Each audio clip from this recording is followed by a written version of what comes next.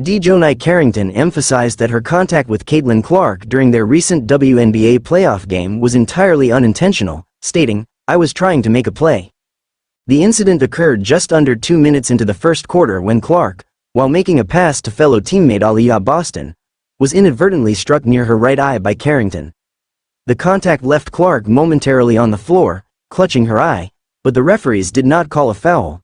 Despite the painful-looking bruise that developed, Clark refused to blame the injury for her subpar performance in the game, which saw her team, the Indiana Fever, lose 93-69 to the Connecticut Sun.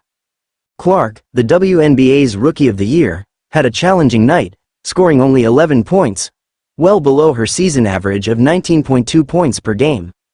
Her shooting percentages also dipped, making just 24% of her field goals and 15% of her three-point attempts, both significantly below her season averages. Reflecting on her performance, Clark remained level-headed, attributing her off night to missed shots rather than the eye injury. "I don't think it affected me, honestly," she said. "I felt like I got good shots, they just didn't go down. Obviously a tough time for that to happen." Carrington addressed the media on Tuesday, affirming that the hit was purely accidental. "I don't even know why I would intend to hit anybody in the eye. I was trying to make a play on the ball, and I guess I followed through and I hit her. Obviously, it's never intentional." Clark herself echoed this sentiment, dismissing any suggestion that the incident was malicious. "It wasn't intentional by any means," she remarked, urging anyone to review the play footage for clarity. Interestingly, this incident was not the first tension between Carrington and Clark. In a game earlier this season, Carrington appeared to mock Clark for what seemed like an exaggerated reaction to a foul call. Later, Carrington took to social media to criticize Clark's stance on distancing herself from the cultural and social issues being associated with her name, such as racism and misogyny.